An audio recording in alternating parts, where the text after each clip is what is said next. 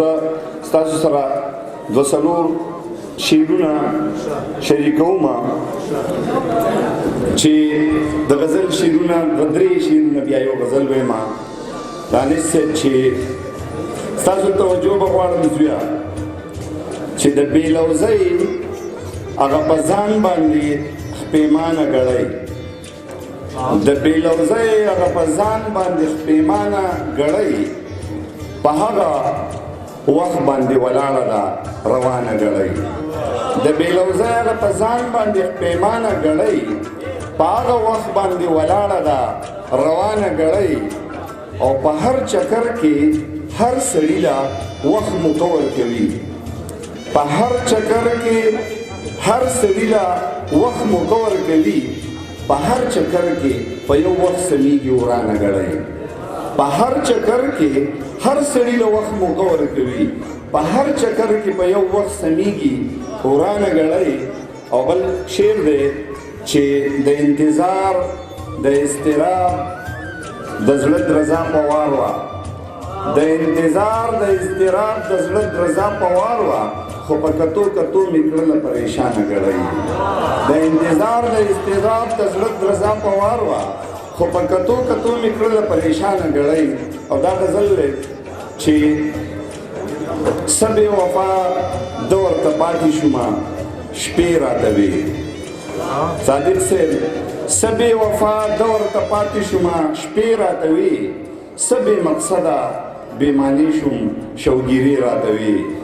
څه بې وفا ده ورته پاتې شومه شپې راته وې څه بې مقصده بې معنی شوم شوګیرې راته وې او چې په سترګو باندې ځمکه هم لیدلې نه وي چې په سترګو باندې ځمکه هم لیدلې نه وي په هغه سر پسې ړنده شوم لوپټې راته وې چې په سترګو باندې ځمکه هم لیدلې نه وي په هغه سر پسې ړنده شوم لوپټې راته وې او هغه خو ستا سره یوه خبره هم نه کوي هغه خو ستا سره یوه خبره هم نه کوي زه چې د چا د خولې نه خوند کوم کیسې راته وې هغه خو ستا سره یوه خبره هم نه کوي زه چې د چا د خولې نه خوند کوم کیسې راته وې او د هر یو جمال الدین صاحب د هر یو ځل د ماتېدو سره مې زړه ماتېږي د هر یو ځل د ماتېدو سره مې زړه ماتېږي زه ګورې ستا په شانتې نه یم توبې راته وې د هر یو ځل د ماتېدو سره مې زړه ماتېږي زه ګورې ستا په شانتې نه یم توبې راته وې او د پښتونخوا غرونه تنګي راباندې ټول ګواه دي د پښتونخوا غرونه تنګي راباندې ټول ګواه دي زه ګورې هغه پاتې نه یم ټپې راته وې د پښتونخوا غرونه تنګي راباندې ټول ګواه دي زه ګورې هغه پاتې نه یم ټپې راته وې او شعر دی چې دومره دروغ مې په دې خپلو سترګو ولیده چې دومره دروغ مې په دې خپلو سترګو ولیده چې اوس زه رښتیا ویلی نه شم آیینې راته وې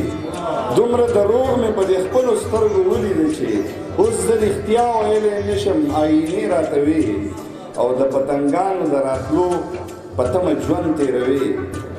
د پتنګانو د راتلو په تمه ژوند تېروې شاکره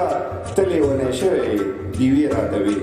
د پتنګانو د راتلو په تمه ژوند تېروې شاکره ته لیونی شوی ډیوې راته وې ډېره زیاته مننه خبرو کې که څه ګستاخي شوي زه بخښنه غواړم